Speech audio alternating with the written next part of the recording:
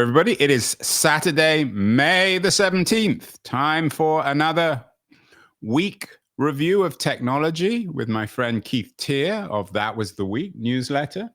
Last week, Keith's newsletter was about who is cheating who in American universities. And this week, we're continuing on an academic theme. He asks in the newsletter, what is truth? Keith, have you become a bit of a professor these days? You have an academic background. I do. So what exactly is truth, at least according to you in this week's newsletter? Well, so it was prompted by the intense warfare, a war of words between various advocates of points of view on the issues contained in this week's newsletter, whether it's AI or China or what's going on in venture capital. There's these very loud and sometimes quite personal wars of words that characterize the other side as lying, which of course we're super familiar with over the last few years with things like fake news. So I decided it was time for an abstraction that discusses what truth actually is and whether it is meaningful, or what it isn't, perhaps, or isn't, and whether it's meaningful to use truth as a measure of validity or not. And that's what the editorial is about. It basically is making the point that you can only really use the word truth in the context of facts. So truth can be, even provisionally, can be used in a scientific framing. And you can use it for, the French Revolution was in 1789, true or false. But for most human discourse, you're not really discussing facts, you're discussing opinions. And certainly when you're thinking about the future and what it might be, there's no such thing as truth at all. There is only opinion. Is this your dive into a late postmodernism, Keith? The subtitle of your editorial this week, and it's obviously borrowed from a famous phrase from Marx, who you're all too familiar with, is the point is to, you ask, what is truth? The point is to change it. Economy, politics, technology, the future. Are you suggesting that really truth is human agency? It's not about facts. It's about what we're willing to do to change the world? Yes. Another way of saying the same thing is truth is created after the fact. Things become true through what you choose to do. And, it is true that the aristocracy in France was overthrown by a revolution, but it wasn't true before. It was a potential, a possibility. It was true the American Revolution overthrew the English reign over America, but it wasn't true before. So truth is not a word you can use about the present and the potential future. It's only really a word that belongs to describing the past. And I wonder whether, as you say, this editorial in this week's newsletter was driven by the war of words online. It's not hard to find. All you need to do is go on X or any of the other social networks, and you see this war, people accusing everybody else of great crimes of one kind or another. I wonder whether this question of truth is so acute, so sensitive in our age of technology. One of the interesting articles that you linked to this week is from Packy McCormack, Everything is Technology. And he suggests that technology is changing everything. This is a theme we often talk about in the show. So how does this connect with all the technological changes, all the drama, the disruption that you and I talk about every week on That Was the Week? Yeah, so Packy McCormack, I quote him in the editorial because he frames it very well. He makes the point that the word technology, often understood as being, gadgets, is actually a much bigger word. It describes the process of human ingenuity transforming conditions and creating change. And so his title, Everything is Technology, is really a way of saying the entire evolution of human history, insofar as it creates better outcomes, is technology driven. It doesn't mean he's removing human agency. Actually, he enshrines within the word technology the human agency of invention and operational applicability and so on. So I thought it was a good framing. Actually, when I read it, I decided to write the editorial. He's Yeah, I mean, it's a responsible. good piece. I mean, he talks about, and it's again a theme we've often discussed in this show. We're still in the early stages of this current technological revolution. He talks about it in economic terms, but we're still in a very early stage when it comes to universities, when it comes to media, when it comes to every aspect of society. Is that what Paki is saying, and everything is technology? Yeah, I think the other underlying implication is that it's all accelerating. That when technology goes slow and then suddenly goes fast, we're in one of those moments where it's suddenly going fast. And last week's show on the use of AI in a university context, it was a great example of that, where the status quo is having the rug pulled from under its feet rather rapidly. And that means people are flying up in the air and are losing their boundaries and their bounds and seeking some kind of stability. Right. I mean, and especially in the university, and we'll come to that with our post of the week, everything that was taken for granted about universities being places of learning, they build their moats around truth and trust, is being undermined. So, and speed itself, I mean, you're introducing truth in a kind of relativistic way. Speed is also relative, Keith. It seemed like we were going fast in the 90s when you and I did our internet startups. These days, though, the 90s seem very quaint. Yeah. In the 2040s or 30s, are we going to look back at the 20s and think, wow, we were going slow then? I think there was a moment in 1994 when things were moving as fast as they are now.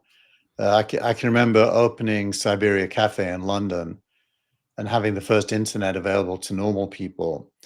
And within weeks, there were dating sites, there was email became something you did in a web browser in the next period after that with Hotmail and the like.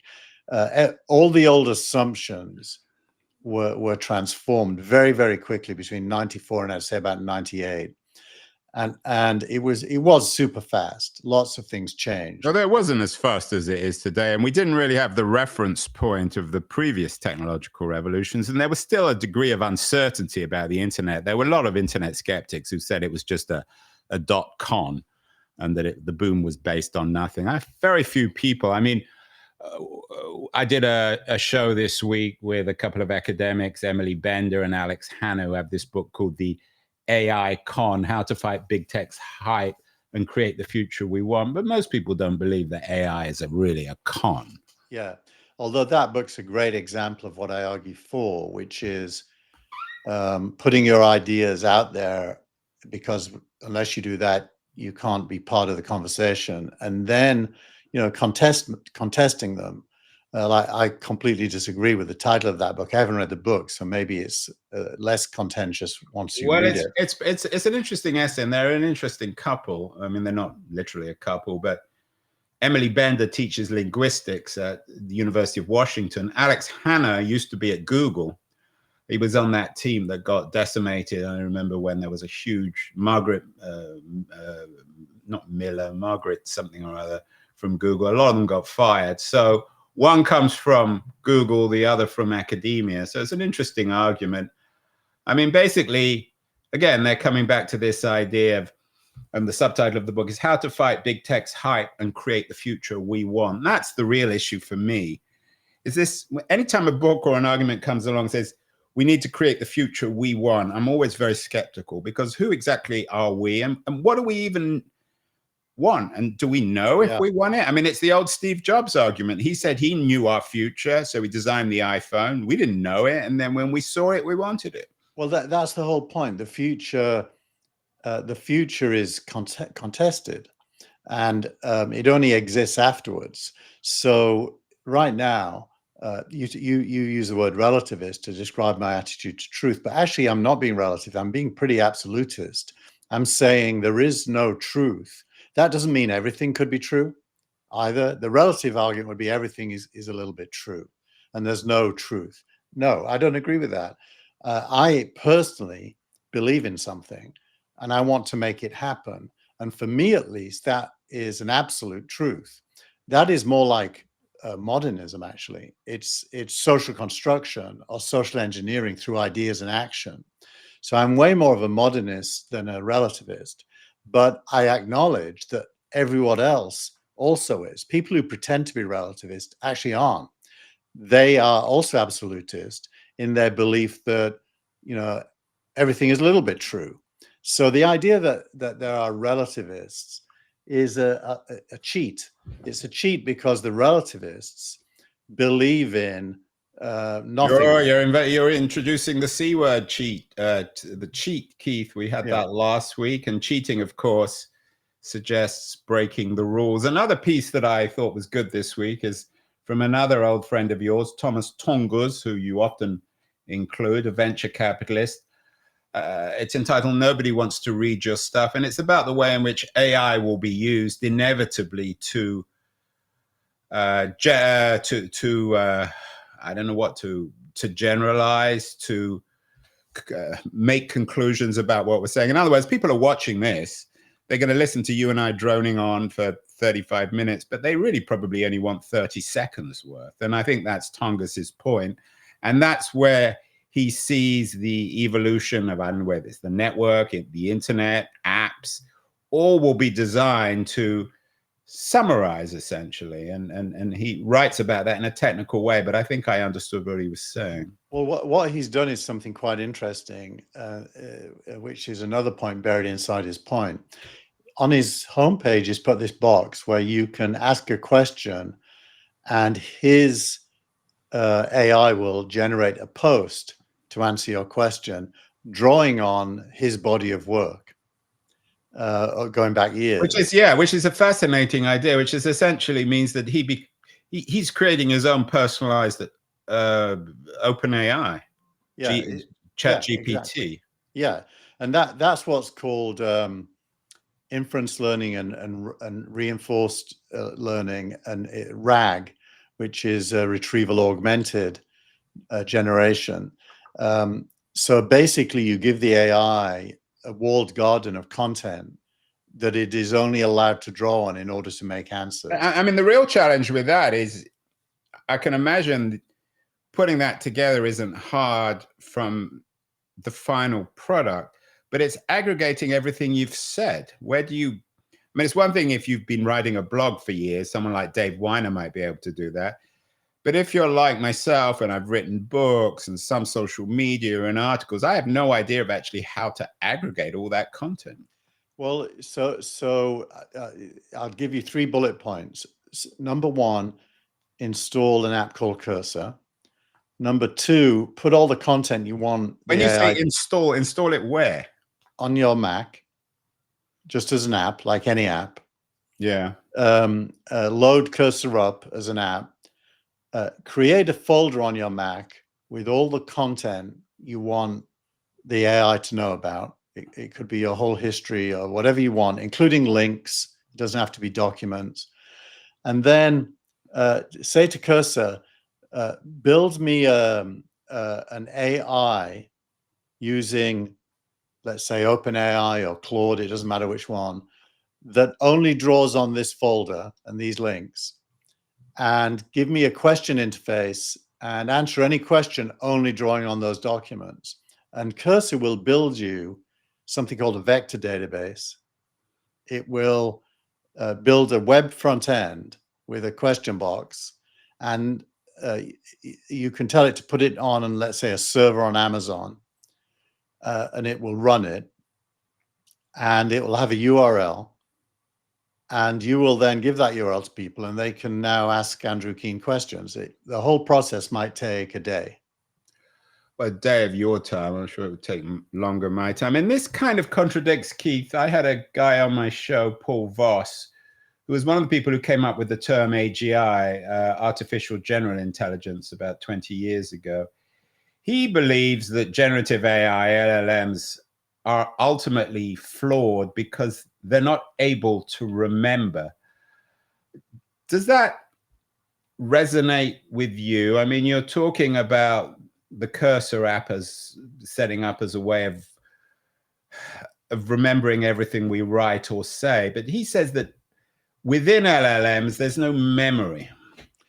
Well, look, I think there is a good argument that LLMs are a dead end, but his reason is wrong, just factually wrong. So there is a truth in this context.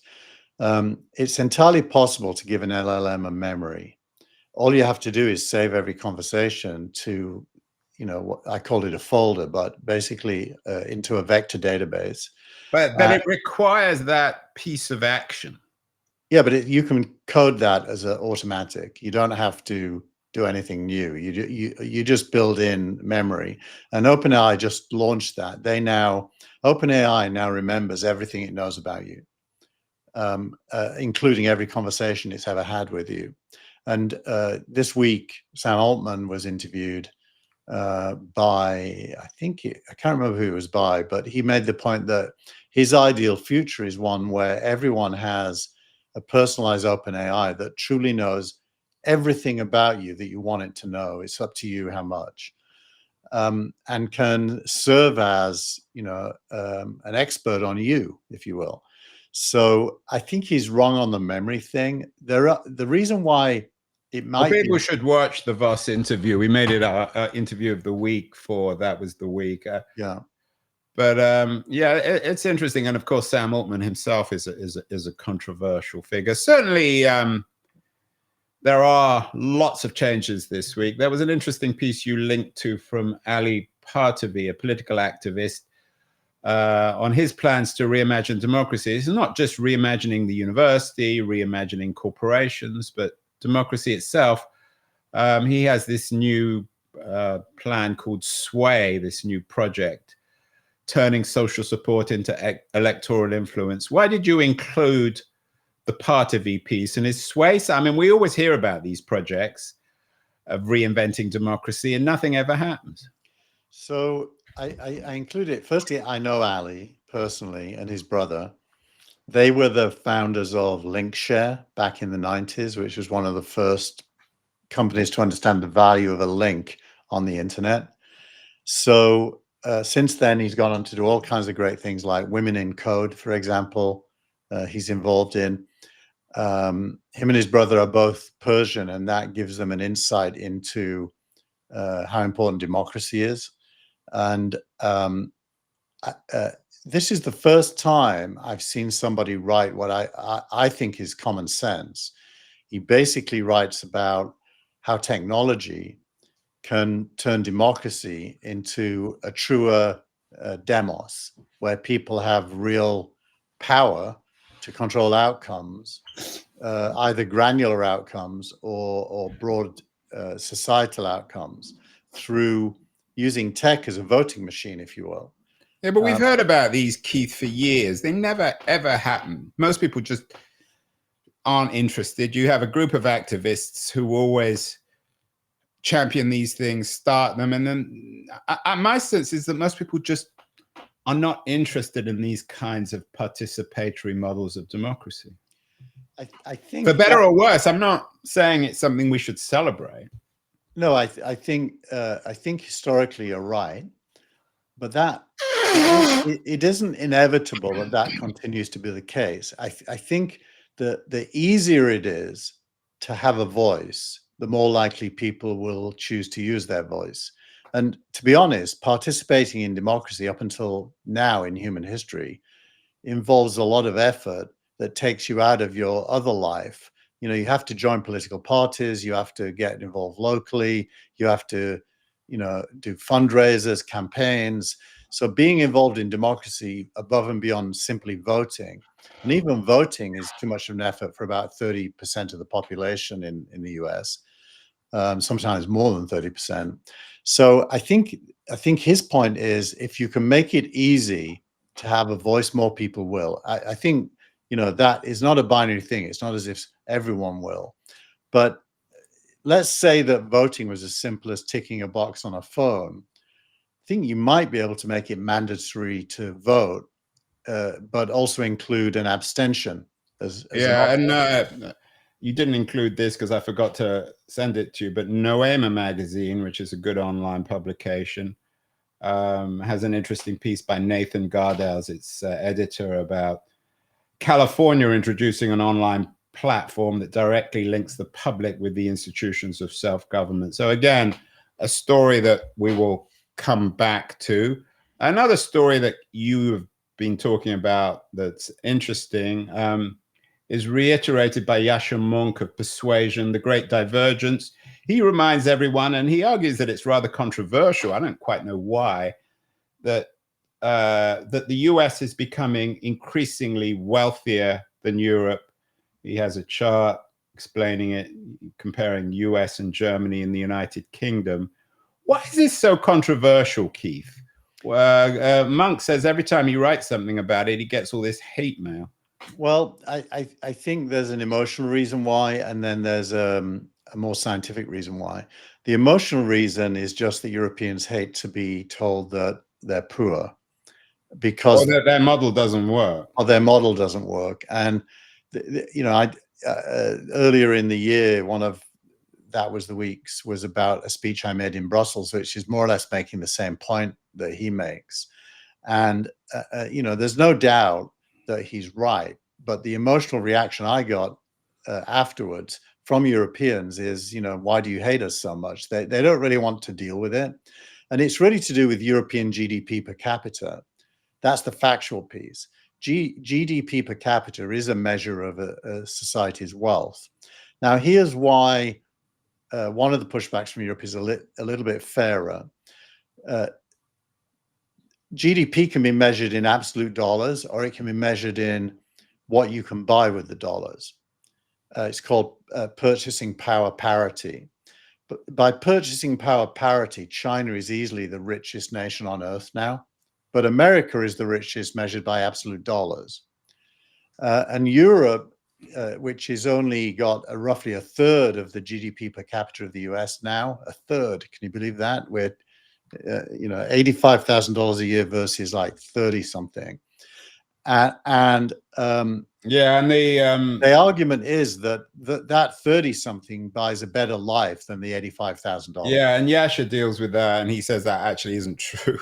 Yeah, so it's an interesting piece. Mounk always has good stuff to talk about. Meanwhile, speaking of China and Europe, you link with a piece from Simon Cooper, old friend of mine. He's been on my show lots of times, about how China is catching up with Silicon Valley. What does Cooper say about this? And the subtitle, it's an FT, one of his columns, US tech moguls used to see China as a production hub. Now some are buying slices of its technological future. So is China the new Silicon Valley, Keith? We've talked about this a lot too. It isn't the new Silicon Valley, but it is increasingly capable of innovation, all from idea to execution, all the way through to economic impact. And the poster child for that is electronic vehicles, where China is arguably ahead of Tesla now. Some of the companies are doing things that even Tesla isn't doing. Yeah, and in terms of Europe, I'm guessing that it's the European car companies that are most vulnerable ultimately to this Chinese innovation, especially in Germany. Now, it does go back to Packy McCormick's point, which is that old economies, in order to be advanced, have to leapfrog the old infrastructure that they're sitting on. It's way easier for a new economy to do that because there's nothing old to replace. So they start at an advantage. And China is that. China is taking advantage of a fundamental law of capitalism, ironically, because capitalism rewards productivity through costs being lowered, and therefore prices being able to be lowered without declining quality. And we've seen it before in Japan and South Korea after World War II, and even Germany to an extent. Well, China's the new beneficiary of being the latest to innovate. and therefore there's nothing magical or particularly Chinese about this success. It is built into capitalism itself that the latest to innovate will outcompete people who innovated earlier. So some things, though, aren't changing. Another piece that you linked to, which I was amazed with actually, is by John Herman on Intelligencer, that Netflix is going all in on ads. I'm not a big personal fan of Netflix. I don't like using the product, but I've always thought that the company itself is a kind of canary in the coal mine. Is Netflix returning to ads in terms of its business model, which seems to be a return to Web 2.0? Yes and no. Netflix's core business is still a subscription business with no ads. And most of its growth is accounted for by geographical expansion of that model.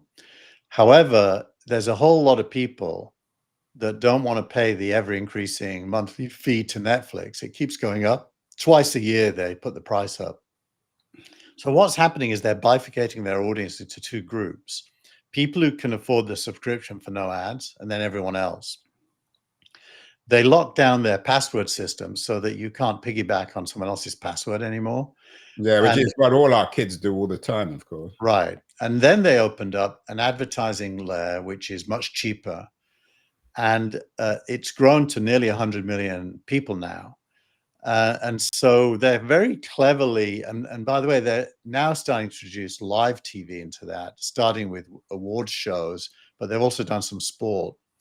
So I think Netflix's roadmap involves live, advertising supported, and subscription. Rather like YouTube in a way. So I'm Yeah. guessing that Netflix and YouTube are increasingly directly competing.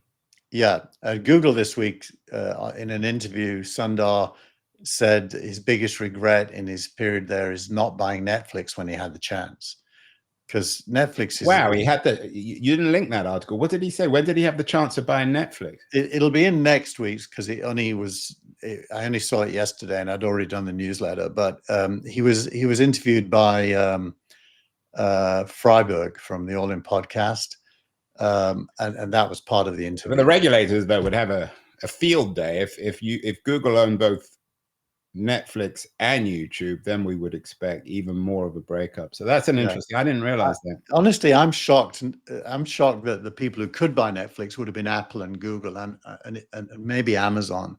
I'm pretty shocked that one of them didn't. If they were prepared to sell. What years are we talking about? I mean, recently? I actually don't know, because I only saw the headline. Okay, well, we'll come to that next week or in a couple of weeks. Meanwhile, some companies are refining their product. Airbnb's new app. I've always been impressed with Airbnb in terms of the customer experience. They do a great job. Is this new app on Airbnb, is it a revolution, Keith, or just a little bit of an improvement? So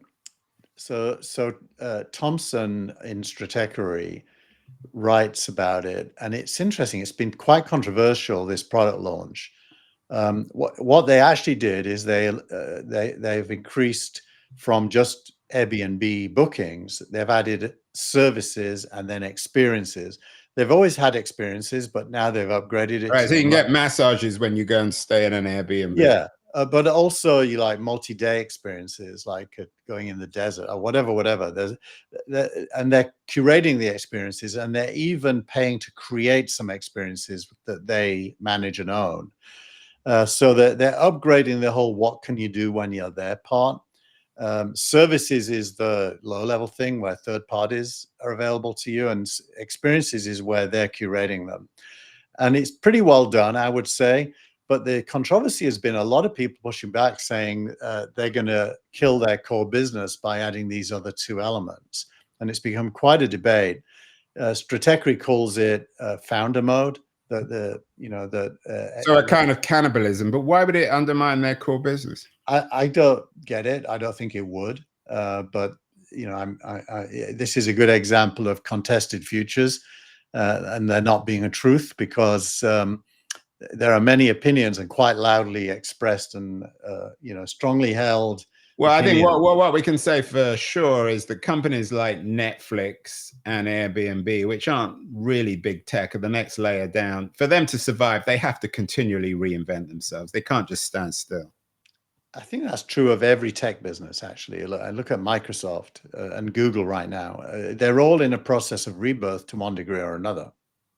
It's the old Bob Dylan song, if you don't rebirth yourself, you die. Finally, we have a network moment from the movie on your post of the week. An academic, unnamed, I'm sure we could find their name if we looked hard enough, who quit online in real time because of AI. Tell us about this, Keith. Well, this is a bit of a throwback to last week's newsletter. Now, universities and their crisis, who's cheating who. So yeah, so this is an academic who realized that everyone was cheating, essentially, right? Yeah, he found a website put up by who knows who, but one of the students, where they had recorded every lecture, done summaries of lectures using some kind of AI, and pictures of the slides, and canned responses to essay questions. Which you approve of. I assume you approve of all this. It shows innovation, shows entrepreneurialism, like that NYU student who did the same thing, a Columbia student who they got thrown out of the university and then started a website called Cheating. Yeah. So basically, this professor shows that he's discovered this site in front of the class and starts.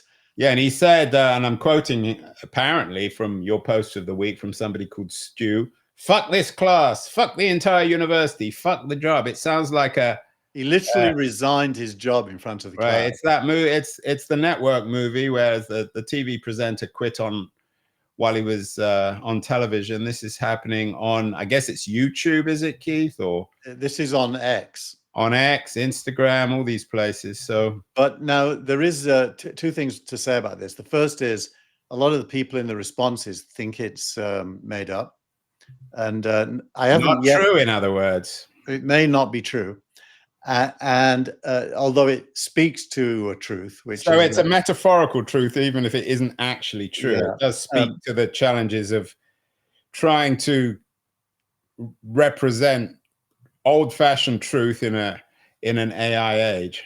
And then the second thing is the motivation. It reminded me that when I was at Kent University in Canterbury in 1974. Oh my God, Keith, you're giving away your age now. We had a thing called counterculture, and counterculture was founded on the belief that the university was teaching us capitalist propaganda, and so we created a separate itinerary with separate professors and speakers in all of the social science subjects, and encourage students to attend the counter lectures, not the official lectures. We did an essay bank, allowing students to take essays out of the bank with A's to hand into the official course. So we were politically motivated. These students are self-interested. Their motivation is it got you fired, didn't it? Or it got you suspended from the university? It culminated in an exam boycott, which got me expelled for a year. Luckily, I got back in, and they eventually gave me a doctorate. So I must have done something good as well. Maybe they gave you one for free. You didn't have to pay for it. But the point is, students, doing end arounds official curriculums is nothing new. Well, students, everyone talks about porn being the canary in the coal mine when it comes to tech, but I'm guessing really students are the canary in the coal mine. These are this next generation of people. They're growing up with AI. They know that they can get, quote unquote, the truth or the answers from other sources apart from the professor. So, and we talked about this last week. Meanwhile, parents are being asked to pay between 80 and 100,000 for this quote unquote privilege. So something's going to break, Keith, which is the theme of our show. And we won't be around next week because you and I will both be in Bilbao to see something broken, or two broken teams. Someone's got to win. We will see Tottenham United at Bilbao. Keith and I will be there in separate sections of the ground. Good luck, Keith, and we will talk in a couple of weeks. We will. Bye, everyone.